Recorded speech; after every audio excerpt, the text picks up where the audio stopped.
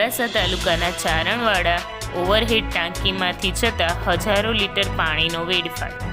અત્યારે ઉનાળાની કાળઝાળ ગરમીમાં લોકો પાણી માટે વલખા મારી રહ્યા છે, ત્યારે રાજ્યકક્ષાના મંત્રી અને મોડાસાના ધારાસભ્યના વતન ચારણવાડા ગામમાં સાબરકાંઠા અરવલ્લી નર્મદા SK2 યોજના અંતર્ગત આવતા ગામો કુમાપુર ભચડિયા, વાઘોડિયા, બાકરોલ, રખિયાલ, માલવણ જતી પાઇપલાઇનના કામમાં ભ્રષ્ટાચાર અને તંત્રની ઘોર બેદરકારીને લીધે હજારો લીટર પાણીનો વેડફાટ છેલ્લા 1 અઠવાડિયાથી થઈ રહ્યો છે।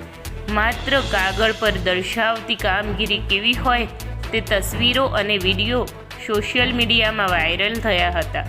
સરકારની નલ સે જલ યોજના લોકો માટે કેટલી સાર્થક છે તે સ્પષ્ટપણે દેખાઈ રહ્યું છે।